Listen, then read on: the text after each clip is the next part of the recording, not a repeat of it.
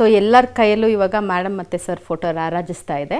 So ನಿಮ್ಮಿಬ್ಬರ ಬಗ್ಗೆ ಇವರಲ್ಲಿರೋ opinion ಏನೋ, ಹಾಗೆ ನಿಮ್ಮ ಬಗ್ಗೆ ಅವ್ರಿಗೆ ನಿಮ್ಮ ಬಗ್ಗೆ ಇರೋಂಥ ಒಪಿನಿಯನ್ ಏನು ಅನ್ನೋದು ಈ ಒಂದು ರೌಂಡಲ್ಲಿ ರಿವೀಲ್ ಆಗ್ತಾ ಹೋಗುತ್ತೆ. ಸೊ ನನ್ನ ಮೊದಲೇ ಕ್ವಶನ್ನು, ಸರ್ ಮತ್ತು ಮೇಡಮ್ ಇಬ್ಬರಲ್ಲಿ ಯಾರು ಜಾಸ್ತಿ ಎಮೋಷ್ನಲ್ ಅಂತ?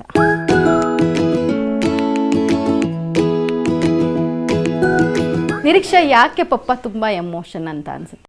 ಅವ್ರು ತೋರಿಸ್ಕೊಳಲ್ಲ ಆಯ್ತಾ, ನೋಡೋಕೆ ತುಂಬ ಸ್ಟ್ರಾಂಗು, ಬಟ್ ಒಳಗಡೆ ತುಂಬ ಎಮೋಷ್ನಲ್ಲು. ಹೌದು, ಮೂವಿ ನೋಡ್ತಾನು ಇಫ್ ಸಂಬಡಿ ಇಸ್ ಕ್ರೈಯಿಂಗ್ ಅಲ್ಲ, ಇವ್ರು ಇಲ್ಲಿ ಆಟೋಮೆಟಿಕ್ಕಾಗಿ ಅಳ್ತಾ ಇರ್ತಾರೆ, ಕಣ್ಣಲ್ಲಿ ನೀರು ಬರ್ತಾ ಇರುತ್ತೆ. ಸೊ ಅದನ್ನೆಲ್ಲ ನೀವು ಅಬ್ಸರ್ವ್ ಮಾಡಿದ್ದೀರಾ. ಸೊ ಪಪ್ಪ ತುಂಬ ಎಮೋಷ್ನಲ್ ಅನ್ನೋಕ್ಕೆ ಒಂದು ಯಾವ್ದಾದ್ರು ಸಣ್ಣ ಮೂಮೆಂಟ್ನ ನೆನ್ಪು ಮಾಡ್ಕೋಬೋದಾ ನಿತೀಶ್? ಮದುವೆಯಾಗಿ ಹೋಗ್ತದ ಒಂದು ವಿಡಿಯೋ ಇದೆ, ಅದ್ರಲ್ಲಿ ನೋಡ್ರೆ ಗೊತ್ತಾಗುತ್ತೆ ಅವ್ರು ಎಷ್ಟು ಎಮೋಷನಲ್ ಆಗಿದ್ದಾರೆ. ಹೌದಾ? ಯಾವತ್ತೂ ಅಷ್ಟು ಎಮೋಷನಲ್ ಅಂತ ತೋರಿಸಿರ್ಲಿಲ್ಲ. ಯಾಕೆ ಸರ್ ಮಗಳನ್ನ ಕಳಿಸ್ಬೇಕಾದ್ರೆ ಅಷ್ಟು ಭಾರವಾಗಿತ್ತ ಮನಸ್ಸು? ಏನಿಲ್ಲ, ಲವ್ ಅಂಡ್ ಅಫೆಕ್ಷನ್. ಮಗಳ ಮೇಲೆ ತುಂಬ ಪ್ರೀತಿ, ಬಾಂಡಿಂಗ್. ಅಷ್ಟು ವರ್ಷದ ಜೊತೆಯಲ್ಲಿ ಇಲ್ಲೇ ಇದ್ದಲ್ಲ, ನ್ಯಾಚುರಲ್ ಅದ. ಸೊ ಇಬ್ರಲ್ಲಿ ಯಾರು ತುಂಬ ರೊಮ್ಯಾಂಟಿಕ್? ನೀವು ಹೇಳಿ ಸರ್, ನಿಮ್ಗೆ ಯಾರು ಅನ್ಸುತ್ತೆ? ಮೇಡಮ್ಮ, ನೀವಾ? ನಾನೇ.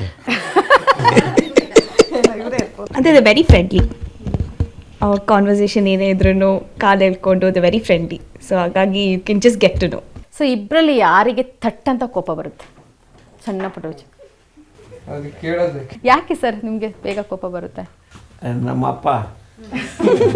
ನಿಮ್ಮಪ್ಪ ಮೈ ಮೇಲೆ ಬಂದ್ಬಿಡ್ತಾರಾ? ಅದು ಇರಲೇಬೇಕಲ್ಲ.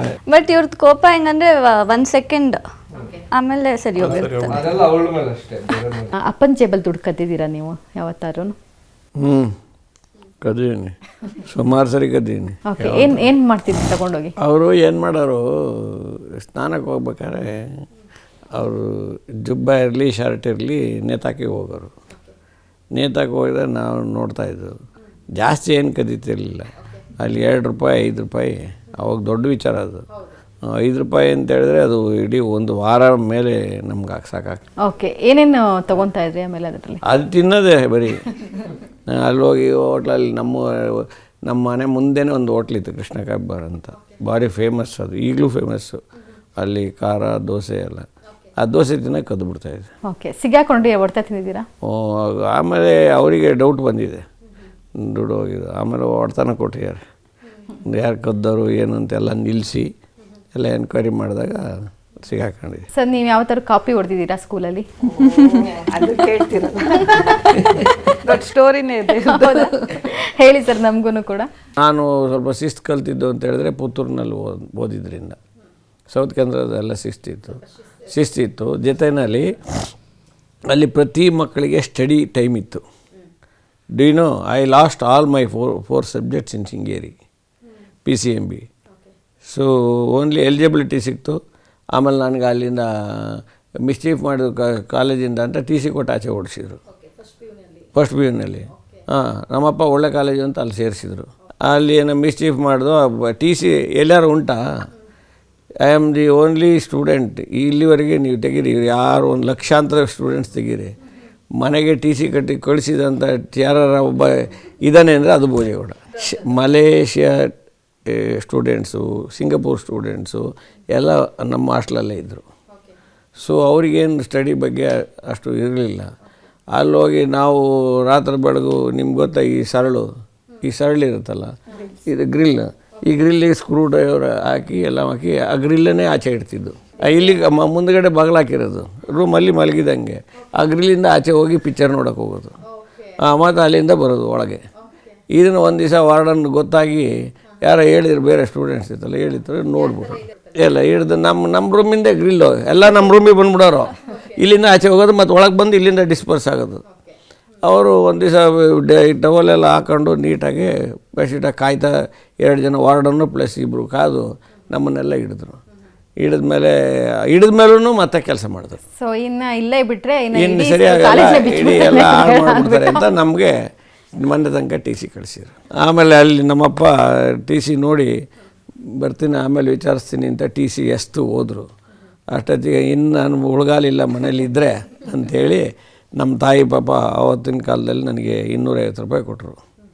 ಆ 250 ರೂಪಾಯಿ ತಗೊಂಡು ಶಾಲೆ ಸೀಟ್ ಹುಡ್ಕೊಂಡು ಹೋದೆ. ನಾನು ಯಾಕೆ ಹೇಳ್ತೀನಿ ಅಂದರೆ ನನಗೆ ನಾನೇ ಸೀಟ್ ಹುಡ್ಕೊಂಡು ಹೋದೆ. ಮಂಗಳೂರಿಗೆ ಹೋದೆ ಕೆನರಾ ಕಾಲೇಜಲ್ಲಿ. ಆ ಶೆಣೈ ಅಂತ principal, one of the best principal, best college. ಅಲ್ಲಿ ಹೋದೆ, ಅವರು ಎಲ್ಲ ಕೊಟ್ಟೆ. ಅವ್ರು ಟಿ ಸಿ ಎಲ್ಲ ನೋಡಿ, ಆಲ್ ರೈಟ್, ನಿನಗೆ ಟಿ ಸಿ ಯಾಕೆ ಮನೆ ಕಳಿಸಿದ್ರಪ್ಪ ನಿನಗೆ ಅಂದ. ನಾನು ಬೋಲ್ಡ್ ಇದ್ದೆ, I am very bold. So ನಾನು ಸತ್ಯ ಹೇಳಿದ್ರೆ ನಂಗೆ ಸೀಟ್ ಕೊಡ್ತೀರಾ ಅಂದೆ. ಸೊ ಅವರು ಒಪ್ಪಿದ್ರು. ಅವ್ರು ಆಯಿತು ಅಂತ ನಾನು ಪೂರ whole story narrated more than 40 minutes. Okay ಹಾಂ ಹೇಳಿ ಕೂತ್ಕೊಂಡು ಎಲ್ಲ ಕೇಳಿ ಆದಮೇಲೆ ಪುಣ್ಯಾತ್ಮ ಚೇರಿಂದ ಎದ್ಬಿಟ್ಟು ಕೈ ಮುಗಿದು, ನಮ್ಮ ಕಾಲೇಜಲ್ಲಿ ನಿಂಗೆ ಸೀಟ್ ಇಲ್ಲ.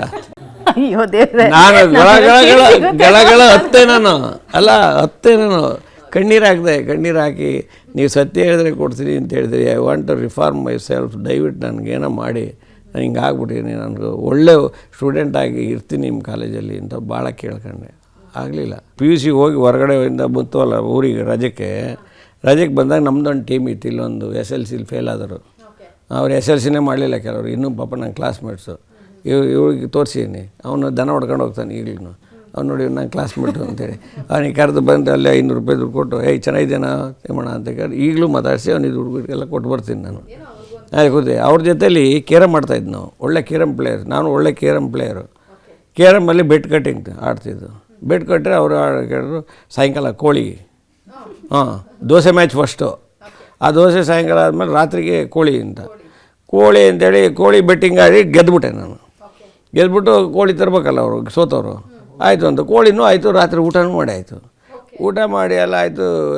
ಬಂದರೆ ಬೆಳಿಗ್ಗೆನೇ ನಮ್ಮವ್ವ ಕೂಗಾಡ್ತಾಯಿದೆ, ಏನು ಅಂದರೆ ನನ್ನ ಕೋಳಿ ಇಲ್ಲ ಅಂತ.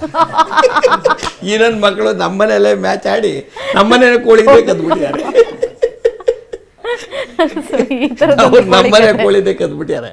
ನಮ್ಮನೆ ಕೋಳಿನೇ ಕೊಯ್ದು ರಾತ್ರಿ ಊಟ ನಿಮಗೆ ಮಾಡಿಸ್ತಿದ್ದಾರೆ.